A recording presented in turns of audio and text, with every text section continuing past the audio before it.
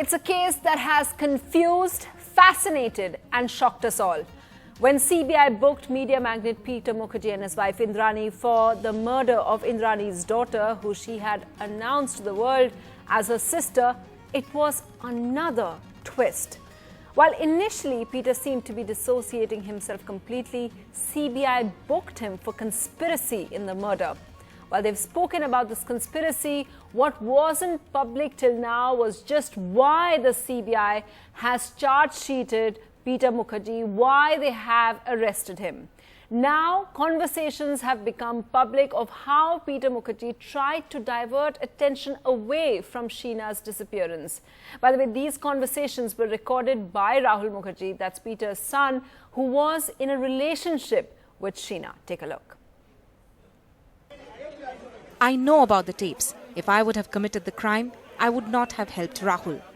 This is how Peter Mukherjee reacted in court to the leaked taped conversations in the sensational Sheena Bora murder case.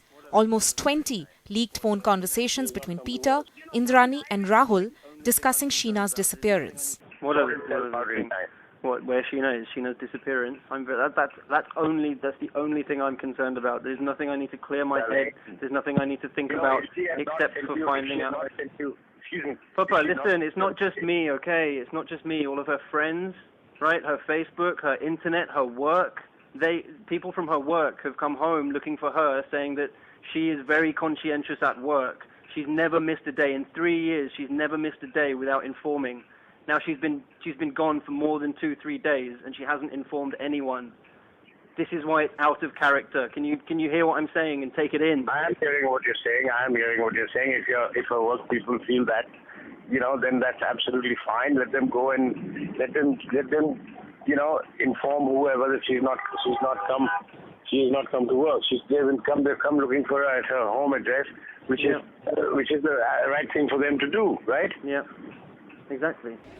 CBI, which had arrested Peter, his wife and Sheena Bora's mother Indrani Mukherjee, Indrani's former husband Sanjeev Khanna and Indrani's driver Shambhu in this case, says these conversations were part of their charge sheet. What isn't known is the extent of deception that went into hiding Sheena's murder. Now, for me, the concern is only that, look, I don't know who the hell this guy is from Nagpur, some guy with a Bentley or whatever. I have no clue who he is, number one.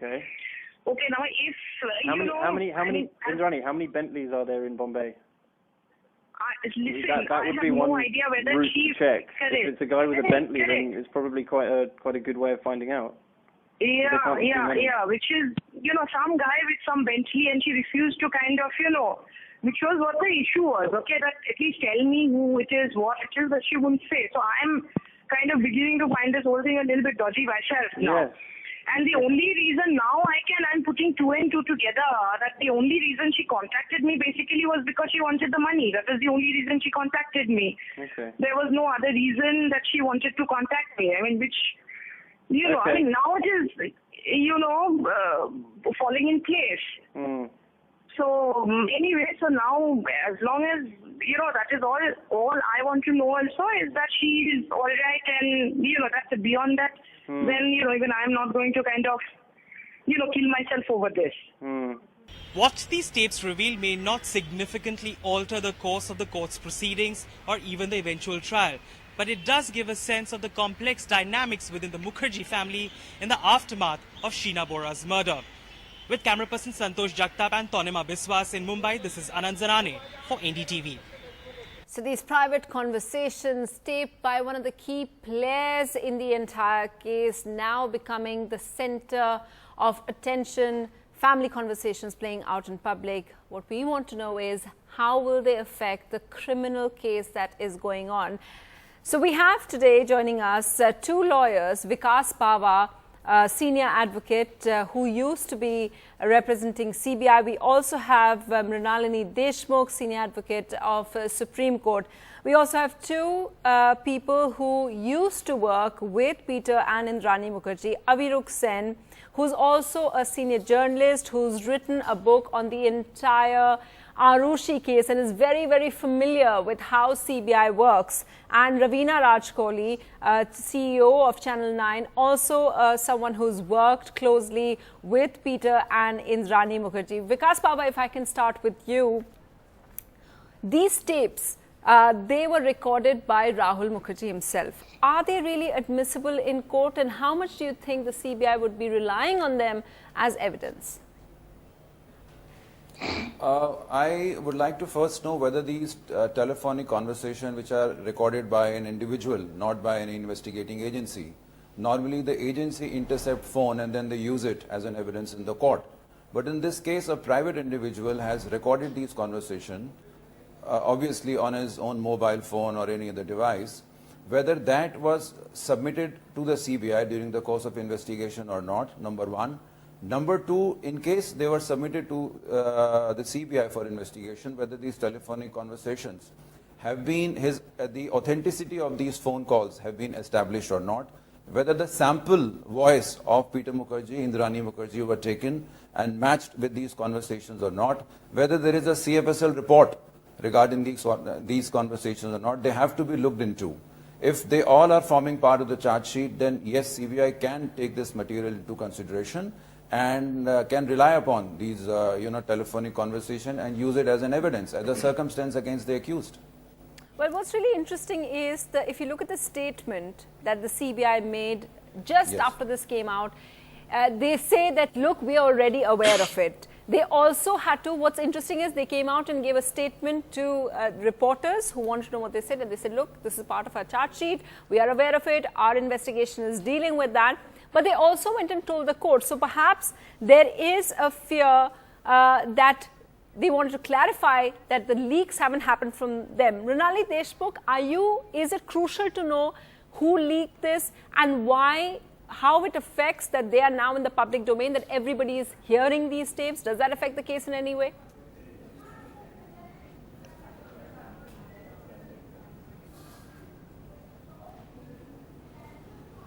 Well, I can say that... hello? Hello, can you hear me? Yeah, please go ahead, Ms. Deshmukh. Yeah, okay, because the audio is a little defective. Okay, to answer your question regarding now that the tapes are out or leaked or whatever is the term that you may use, and that, but if you also recollect, the CBI also gave a statement yesterday on one of the news channels, and also I believe today to some of the reporters, wherein they have said that we are in possession of the tapes and that we will be dealing with them and the matter is sub judice. Now, the very fact that the CBI or the spokesperson of the CBI has come on a news channel to say that it is in their possession and that they have taken charge of it and they would be dealing with it in an appropriate manner, of course, within the parameters of law, is itself a proof that they would also follow all the procedures that is required, as my learned colleague just informed all of us at the beginning of this program, the procedure for doing this. And once that is done, I'm sure, I mean, I have very little doubt that why would the courts not believe this conversation after authenticating it in the manner that is prescribed in the court of law. So I think this would be a very, very important and a very vital clue for the prosecution. And as I would put it, that it is absolutely a prosecution's delight, if I was a prosecutor, as they would say. And I would really, really work around these things to get. Ms. Deshmukh, why is it a prosecutor's delight? Well, it is a prosecution's delight because ultimately, if there are in these kind of cases to have eyewitnesses is extremely difficult. So what is there is what is known as circumstantial evidence. So if this is going to be one of the greatest circumstantial evidences which are there, and if you've seen some of the transcripts, of course, and I'm saying with utmost responsibility that they have to undergo the tests which are laid down by the court. Nobody can overrule that part of it. But assuming they are and they do pass the test, then according to me, the statements made both by Peter and Indrani to Rahul are so well scripted, well planned, and these are the discussions they are having about having spoken to her post the date of the death, which is now in public domain, is really, really something that gives reason to believe that there was something to it that meets the eye. You cannot, matters are sub judice. Of course, the courts are the competent authority to decide who is the real guilty person. But as a lawyer, I can definitely say that this would be a strong clinching evidence and circumstantial evidence for the prosecution, and that's the reason why I said it would be a prosecution's delight. Okay, Avirukh Sen, if I can come to you, because when you wrote your book, and of course that wasn't about this case, but your book actually gave a lot of details about how the CBI really works.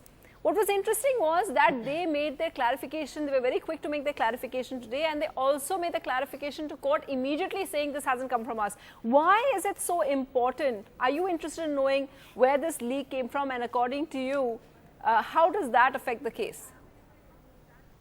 I mean, I'm not particularly interested in where the leak came from, wherever it came from. I actually agree with ma'am who just spoke before me, that indeed it's a prosecution's delight.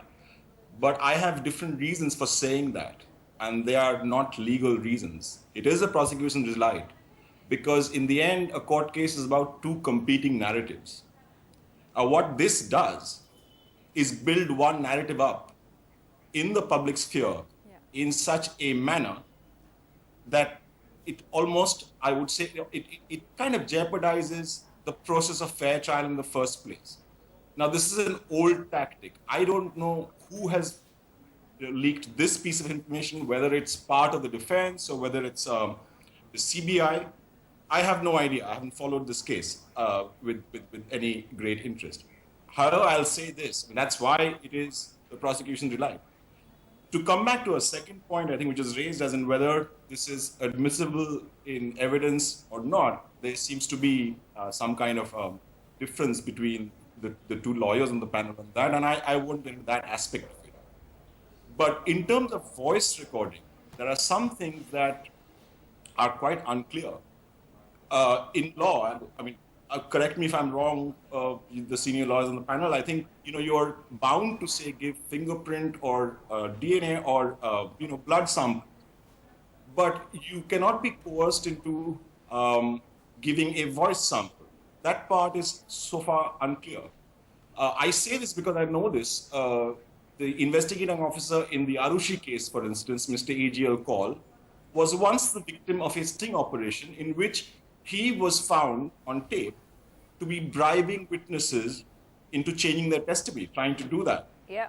And when this tape was played in court, he simply refused to acknowledge that it was his voice. And the court had to let it pass because that area of the law was not settled at the time.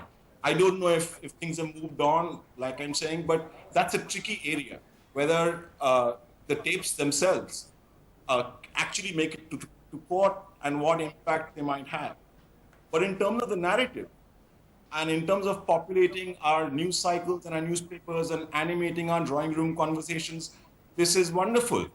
And, I treat it as more as entertainment than anything else because some of the stuff being said, quite comical. I mean, people on, boarding boys on a bunk would probably make up better stories than Indrani and Peter have. Well, you know what's interesting that you say that it's entertaining, but some would even argue that a lot of people, and in fact sometimes a lot of this public conversation, public perception also influences the courts themselves as well. Raveena Rajkoli, as someone who knew them really well, is there any aspect of the conversations that really surprises you, or was this more along expected lines? This conversation on the tapes is all very true to form. This is the way Indrani speaks. She's a very persuasive manipulator. This is her language, and this has always been her language all along. She peppers her statements with interjections like to confuse everybody. Peter is a sales guy. Peter is silver-tongued. He sounds really harassed and upset and a little afraid actually in the tapes. But, he has been given the task by Indrani of convincing Rahul to back off. And this is the way he used to always do it. So, no, nothing is really surprising me in this.